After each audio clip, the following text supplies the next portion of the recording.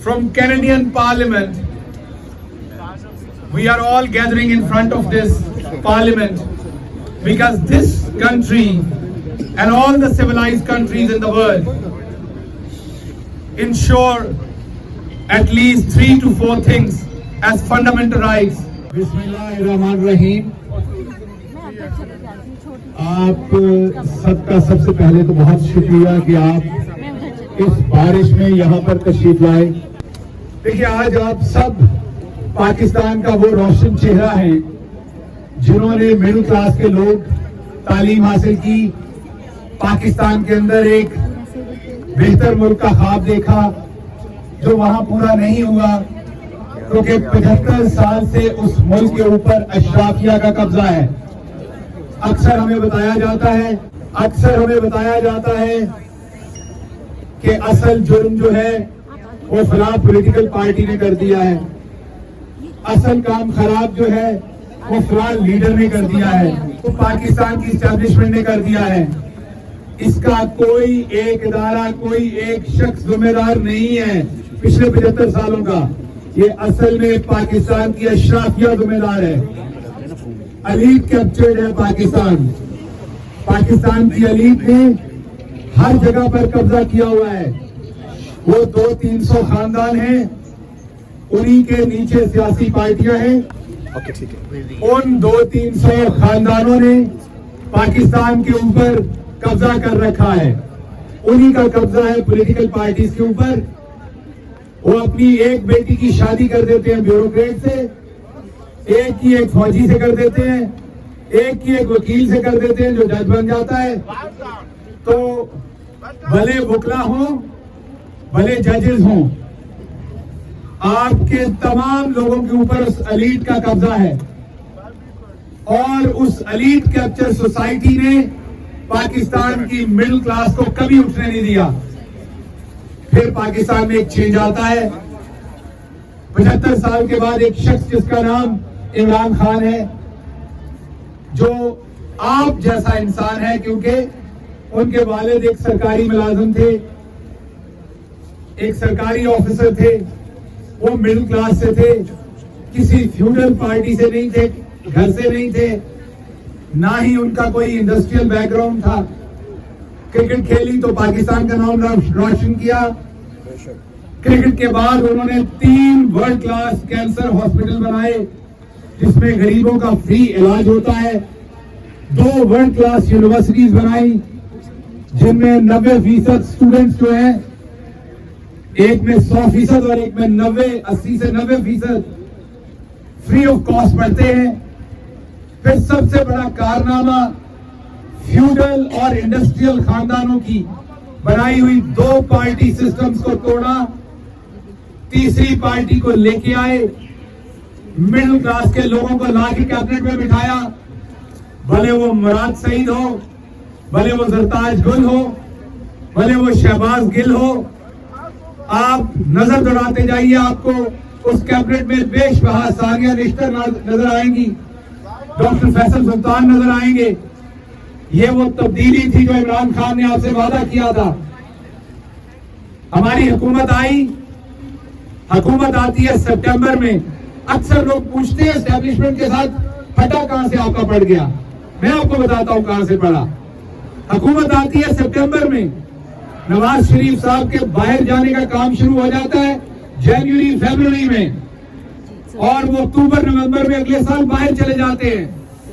इसका मतलब है हमारे आने के 3-4 महीने के बाद हमें भेजने का काम शुरू कर दिया गया था। मई में, तकरीबन मई के महीने में नवाज शरीफ साहब जो है वो उड़ान भरने के लिए तैयार हो चुके थे। तो ये कौन था? अर्शद शरीफ ने सवाल पूछा था।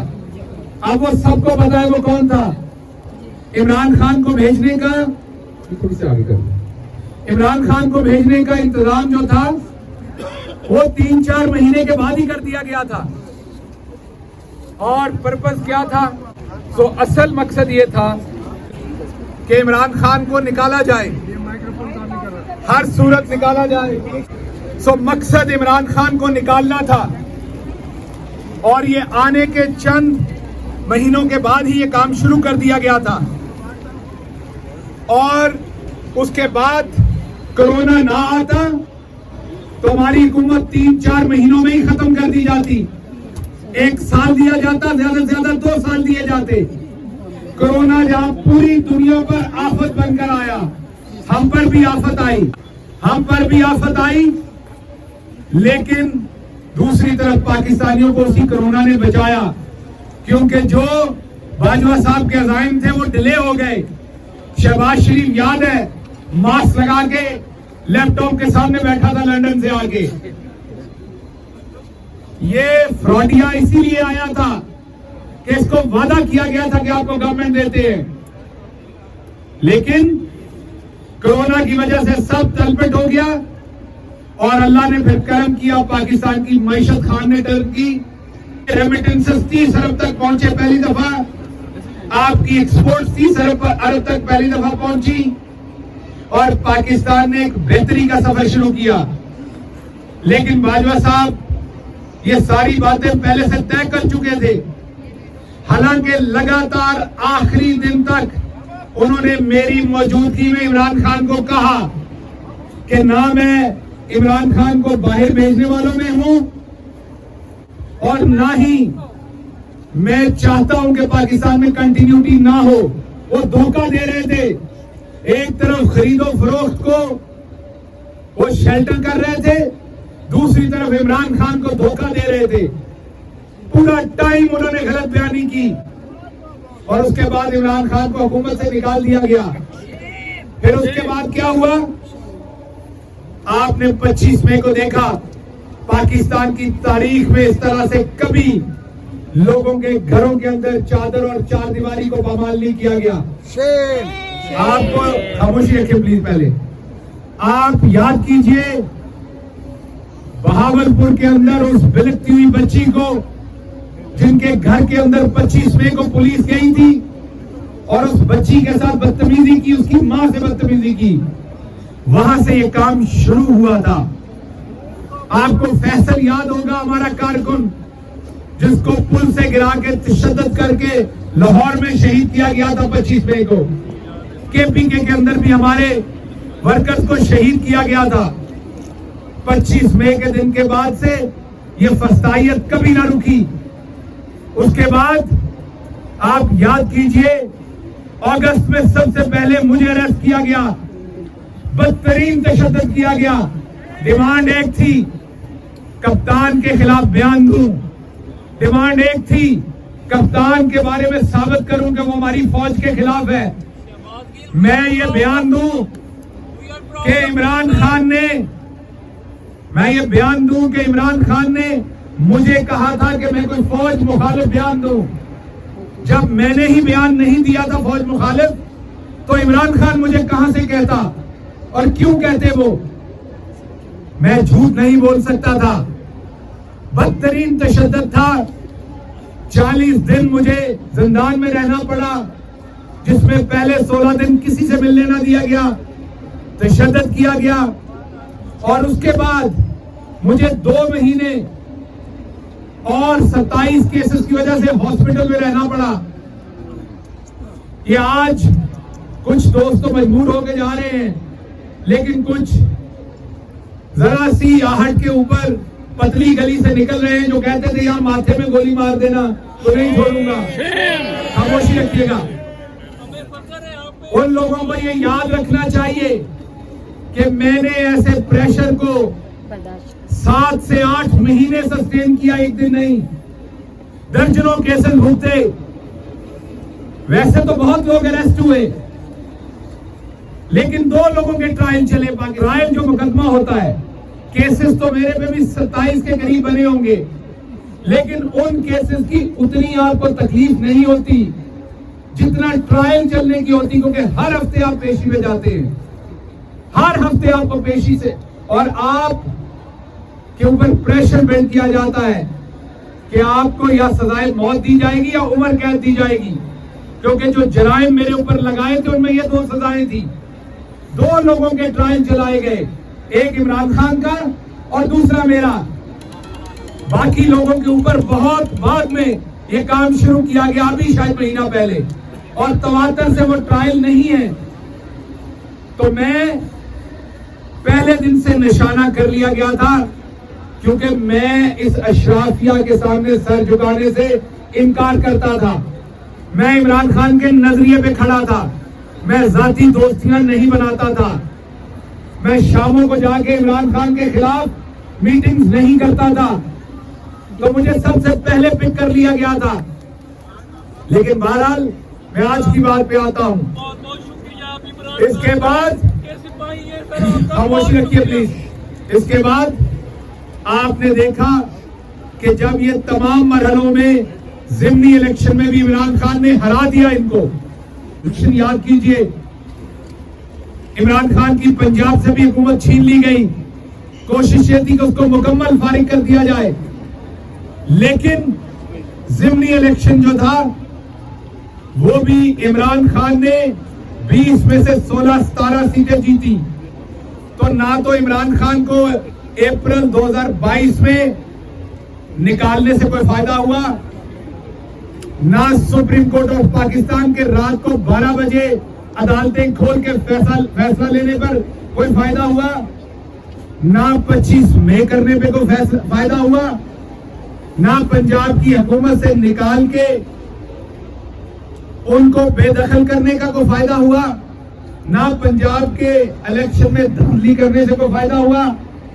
तो फिर अगला काम शुरू किया गया, पकड़ धकड़, इमरान खान के ऊपर 150 केसेस, उससे भी काम नहीं हुआ। फिर उनको गोलियां मारी गई, उससे भी काम नहीं हुआ।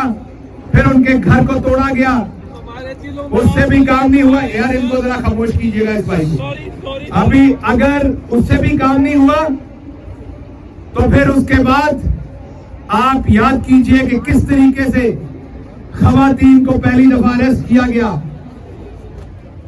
9 मई का वाकया राणा सनाउल्लाह और उनके हवारियों ने रचाया ताकि पाकिस्तानी कौम जो अपनी अफवाज से मोहब्बत करती है, अपने शहीदों से मोहब्बत करती है, उनको एक दूसरे के सामने खड़ा किया जाए।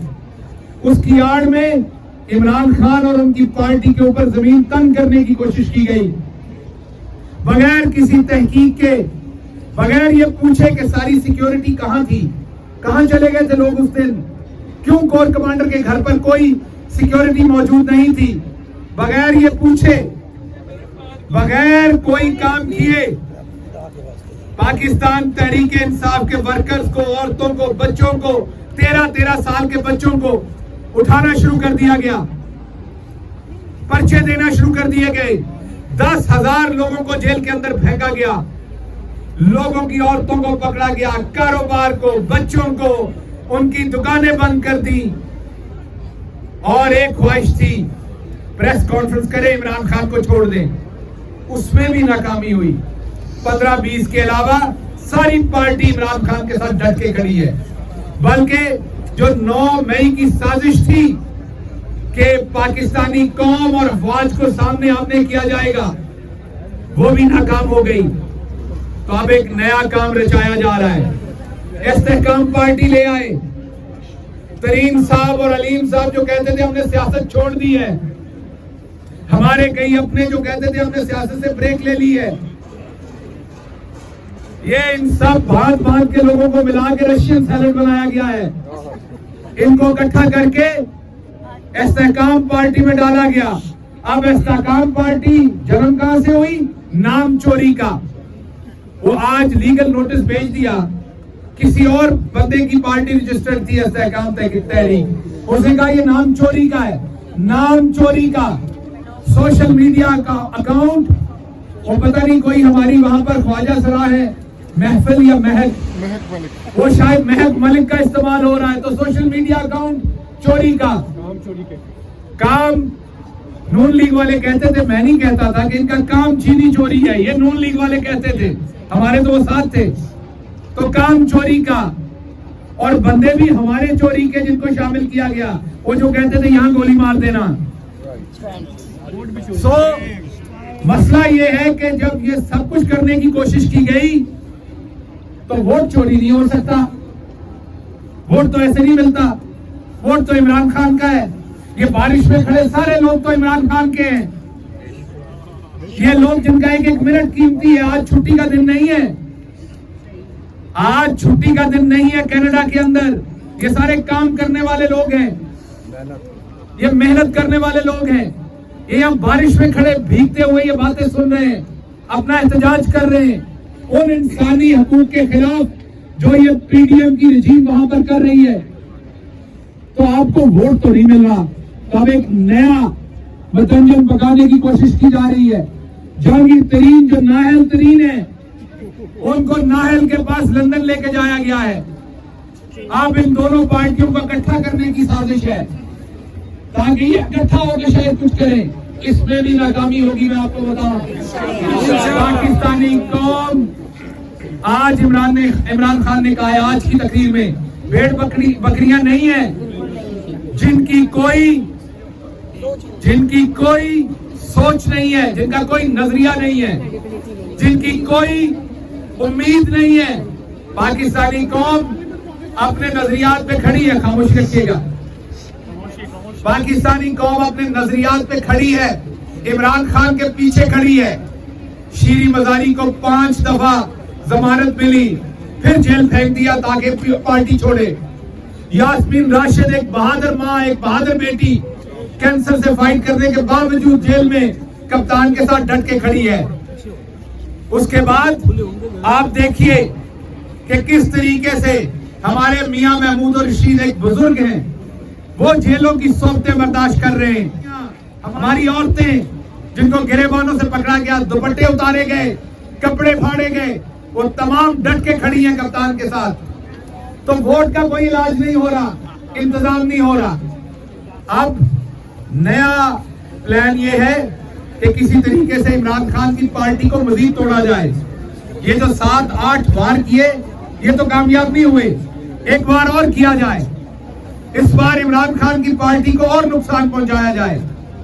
मैं आपको बता दूं, ये भी कामयाब नहीं होना। इमरान खान अब अवाम की जिद बन गया है, इमरान खान अब पाकिस्तानियों की जिद बन गया है। आपने देखा कि भुट्टो पाकिस्तानियों की जिद बन गया था, हालांकि बेनजीर साहबा का तजर्बा नहीं था, बहुत छोटी थी वो तब जब पहली दफा वजीर आजम बनाया था, लेकिन इस कौम ने उनको फिर भी वजीर आजम बनाया था क्योंकि कौम की जिद भुट्टो बन गया था, जिस तरीके से उसका कत्ल किया गया था। दूसरी बात, मैं इंपॉर्टेंट बात आपके साथ करता चलूं। आज ख्वाजा आसिफ ने पार्लियामेंट के फ्लोर के ऊपर एक तकरीर की है, जिस तकरीर में ओवरसीज पाकिस्तानियों को गाली गलौज की गई है। खामोशी से सुनिएगा, मैं आपके सामने चंद बातें रखता हूं। सबसे पहले तो उन्होंने ओवरसीज पाकिस्तानियों को डिवाइड करने की कोशिश की। उन्होंने कहा ओवरसीज पाकिस्तानी सऊदी अरब और यूएई वाले हैं, दूसरे नहीं हैं। हाँ हैं, वो सबसे मुश्किल हालात में हैं। ओवरसीज पाकिस्तानी जो मिडिल ईस्ट में सबसे मुश्किल हालात में, कोई शक नहीं, हमारे भाई हैं। तो आप उनके साथ क्या अच्छा सलूक करते हैं? आप उनसे रिटेनर के ऊपर कौन कौन से पैसे नहीं लेते, जो आपको ठप्पा लगाते पासपोर्ट पे जाते हुए, रिश्वतें लेते हैं उनसे। वो एक फोन एक्स्ट्रा ले आए तो एयरपोर्टों पे आप रिश्वत लेते हैं। उनके सामानों की तलाशी ऐसे लेते हैं जो वो कोई चोर हो। आप उनसे कौन सा इज्जत से सलूक करते हैं जो आज आप उनको ओन कर रहे थे? सारा केपीके भरा पड़ा है सऊदी अरब में और यूएई के अंदर। वहां पर मुसीबत उनके लिए ये कि वहां जमहूरियत नहीं है, वो इस तरह से इकट्ठे होकर बात नहीं कर सकते। वरना आपको याद है मदीना में उन्होंने नारे लगाए थे, तो उनके पास क्या हुआ था उसके बाद? वरना ख्वाजा साहब आप जाएं तो सही कभी खुशबू लगा के उनके पास, आपको वो पदरा ना करते तो आप बताइएगा। वो मजबूर है वहां पर। इन वाले पाकिस्तानियों को आवाज उठाने की, बात करने की आजादी है। इस घटिया आदमी ने आज पार्लियामेंट के फ्लोर पे कहा कि जो कनाडा में रहने वाले पाकिस्तानी, अमेरिका में रहने वाले और दूसरी जगहों पर, वो मुहिब्बे वतन पाकिस्तानी नहीं है, वो यहां पर मरने वालों की लाशें दफनाने आते हैं। और बेशर्म आदमी ने उसके आगे ये कहा ये उनके लिए डिविडेंड है। लानत है तुम्हारी ऐसी सोच पे और तुम्हारी डिविडेंड पे। खामोश रखिएगा जरा। इसने फर्दर और ये कहा कि लाशें दफनाने आते हैं और अपने माँ बाप की प्रॉपर्टी बेच देते हैं, बेच के चले जाते हैं। पहले मुझे ये बताओ, अपने बाप की बेचते हैं? तुम्हारा फूफा नहीं लगता इनका बाप के बेच के तुम्हें दे दे? बेशर्म आदमी, अपने बाप की प्रॉपर्टी बेचते हैं और तुम्हारे यार मोदी को नहीं बेचते, किसी भाई को पाकिस्तान में ही बेचते हैं। इस बेशर्म ने और बात क्या की? इस बेशर्म ने अगली बात ये की कि ये जो ओवरसीज पाकिस्तानी है ये रेमिटेंसेस ना भेजने की धमकी दे रहे। किसी ने ऐसी धमकी नहीं दी। असल मसला ये है कि आप जिस कमोडिटी में इन्वेस्ट करते हैं पूरी दुनिया का असूल है, आप उसी कमोडिटी के अंदर, उसी करेंसी के अंदर आप इंटरेस्ट कैलकुलेट करते हैं, आप उसी के अंदर प्रॉफिट को कैलकुलेट करते हैं। अगर आप किसी के साथ 10 तोले सोना इन्वेस्ट करेंगे तो 10 साल के बाद सोने की कीमत के हिसाब से अपना प्रॉफिट देखेंगे। जब ओवरसीज पाकिस्तानी अमेरिकी डॉलर, यूके के पाउंड या कैनेडियन डॉलर के साथ वहां इन्वेस्ट करते हैं तो वो 3 साल बाद, 5 साल बाद वो देखते हैं कि उनको क्या प्रॉफिट हुआ है जब वो कन्वर्ट बैक करते हैं। अब अगर वो 1 लाख अमेरिकी डॉलर इन्वेस्ट करते थे और उनको वो 1.5 करोड़ का प्लॉट मिलता था इमरान खान के जमाने में, जो अगर 3 करोड़ का होता था तो उनको फायदा हो जाता था। अब अगर वो करते हैं तो जो 1.5 करोड़ का प्लॉट है वो 2.5 करोड़ का होता है। डॉलर उतनी देर में 3 का चला जाता है, 300 का।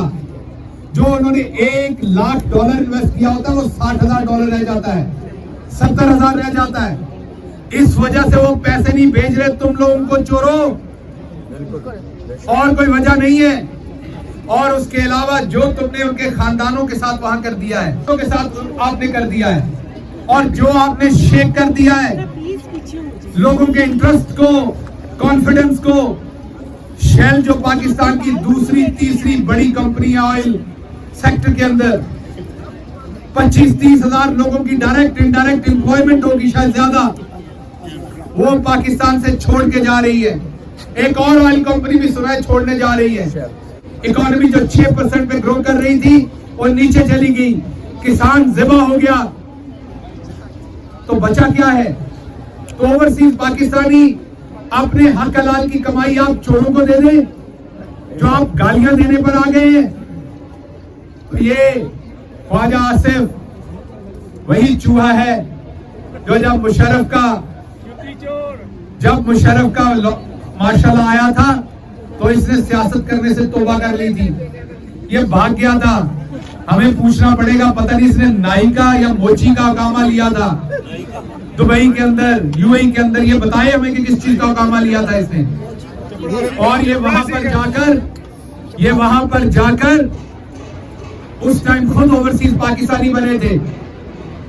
कहता है ये ओवरसीज पाकिस्तानी नहीं है। तो वो जो तुम्हारे मामे हसन और हुसैन नवाज बैठे हुए हैं, वो किस मुल्क में बैठे हैं? वो कहते हैं उन पे पाकिस्तान का कानून नाफिज नहीं होता। वो कहां के मुहब्बे वतन है? फिर उन्होंने पासपोर्ट क्यों ले रखे हैं? उन पे वहां का कानून नाफिज होता है, पाकिस्तान का नहीं होता। वो सारा पैसा लूट के तुम्हारा सियासी जो वालिद है, क्योंकि आप लोग ये कहते रहेंगे, मुझे ना कहिएगा मैं ये गाली दे रहा हूं, आप ही कहते रहे एक दूसरे को फलां का सियासी वालिद भुट्टो है और फलां का सियासी वालिद जिया है। तो वो जो आप लोगों का सियासी वालिद है वो सारा पैसा ले गया बरतानिया में। कौन बचाएगा पाकिस्तान? इमरान खान, इमरान खान। कौन बचाएगा पाकिस्तान? इमरान खान, इमरान खान। सारा पैसा लूट के लंदन ले गए, और ये वाले पाकिस्तानी खराब है जो सब कुछ कमा के वहां लेके जाते हैं।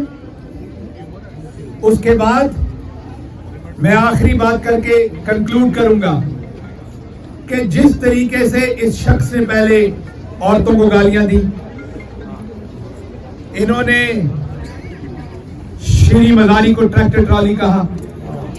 किस लिए कहा मुझे नहीं पता, कि इन्होंने फिर हमारी अब बहादुर अफवाज के शहीदों की तौहीन की। इन्होंने पार्लियामेंट के अंदर कहा हमने 65 की जंग हारी, 71 की जंग हारी, याद है आपको इनकी तकरीर? इन्होंने कहा कौम की हड्डियों के ऊपर से गोदा उतार के खा गई है ये फौज। इस बेशर्म आदमी ने हमारे शहीदों की तजलील की, औरतों की तजलील की, आज ओवरसीज पाकिस्तानियों की तजलील कर रहा है। ये किसी को छोड़ ही नहीं रहा। इस बेशर्म आदमी से किसी को माफी नहीं है।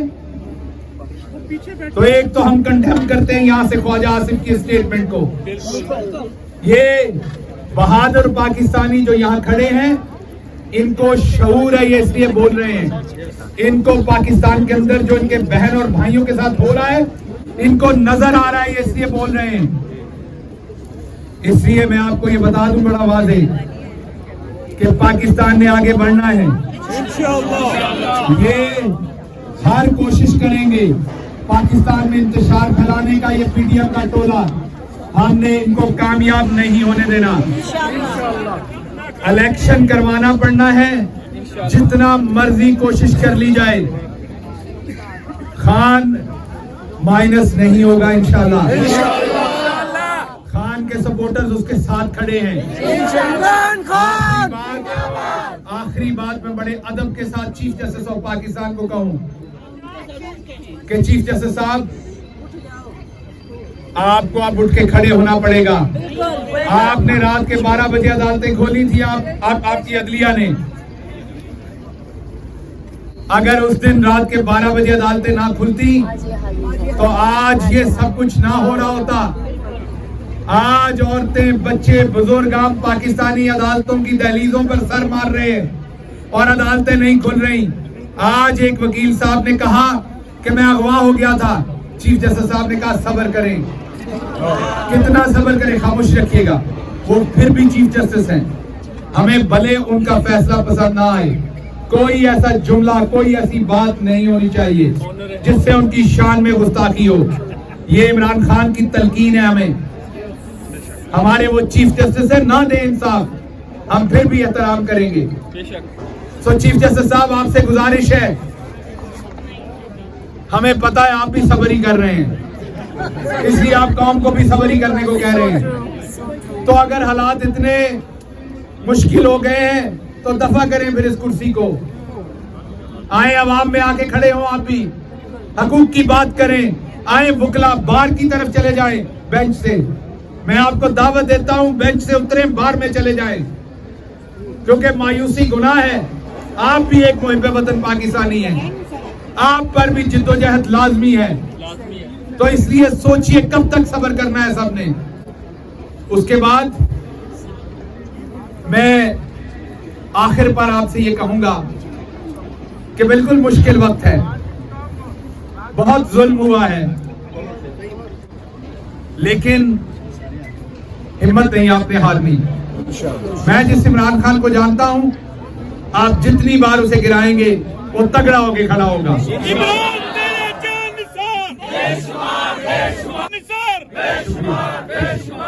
मैं आपको ये बता दूं कि इमरान खान को आप बिल्कुल अकेला भी कर देंगे, वो दोबारा अपनी टीम बना लेगा। इमरान खान से आप सारे लोगों से भी प्रेस कॉन्फ्रेंस करा दें, वो दोबारा खड़ा कर देगा पार्टी को। कप्तान को टीम पिक करनी आती है, कप्तान को लड़ना आता है, वो ईमानदार है, वफादार है, गरीब का ख्याल करने वाला है, रब से डरने वाला है। अल्लाह की जात इंशाअल्लाह उसकी मदद करेगी और आप सबने कप्तान के साथ खड़े होना है, आपने पीछे नहीं हटना।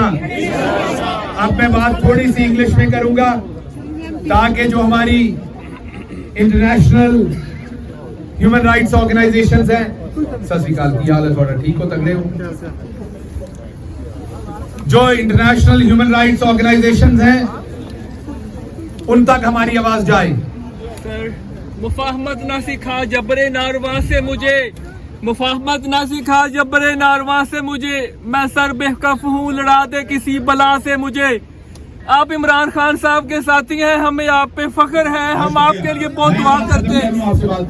Thank you sir. From Canadian Parliament, we are all gathering in front of this parliament because this country and all the civilized countries in the world ensure at least 3 to 4 things as fundamental rights: freedom of speech, free and fair elections to protect the vote of right, rule of law, these are the three, and democracy. These are the three core values which every society protects. No society could function and progress without protecting these 3 and 4 fundamental principles of humanity. Unfortunately, today, all 3 values which are protected and guarded in all civilized countries, they are all under threat in Pakistan. Unfortunately, Pakistani women, children, and political workers are subjected to custodial torture, brutal treatment, inhuman persecution.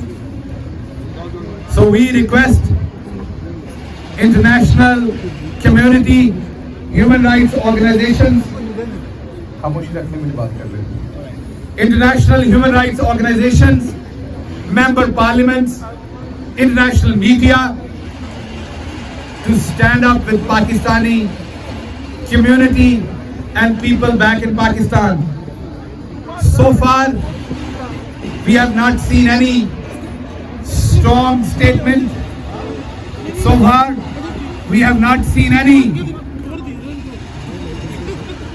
effort from international powers or international media to protect vulnerable people and vulnerable political situation in Pakistan. Situation is getting worse day by day.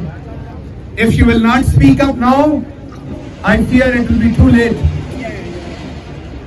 We are not asking anything extra.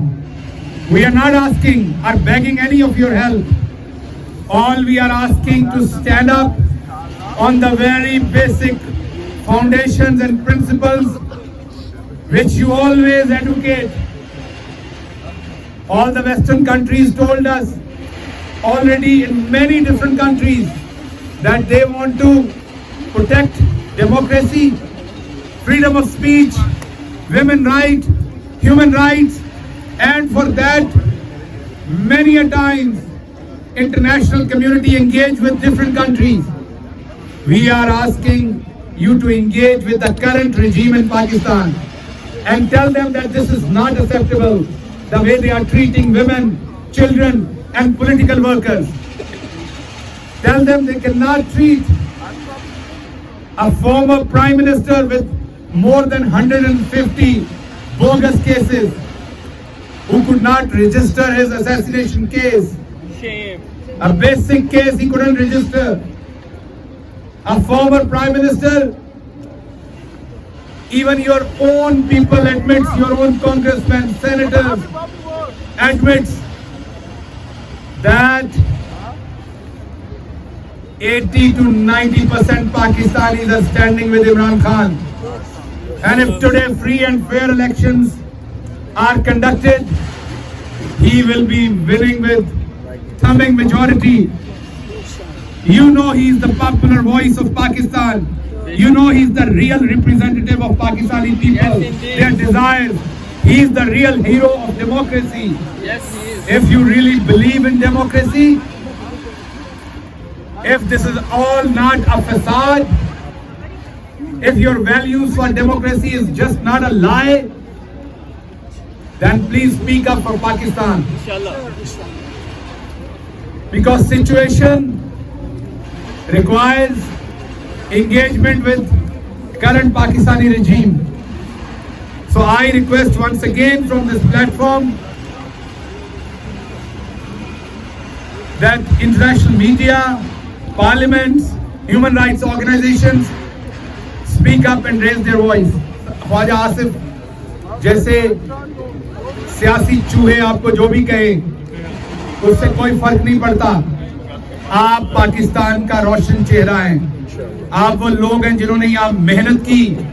आप वो लोग हैं जिन्होंने अपने खानदानों से दूरी इख्तियार की। आप वो लोग हैं जिन्होंने अपने वालिदैन की कब्रें तक आप ना देख सके। आप वो लोग हैं जिन्होंने अपने सारे ख्वाब वहां छोड़े।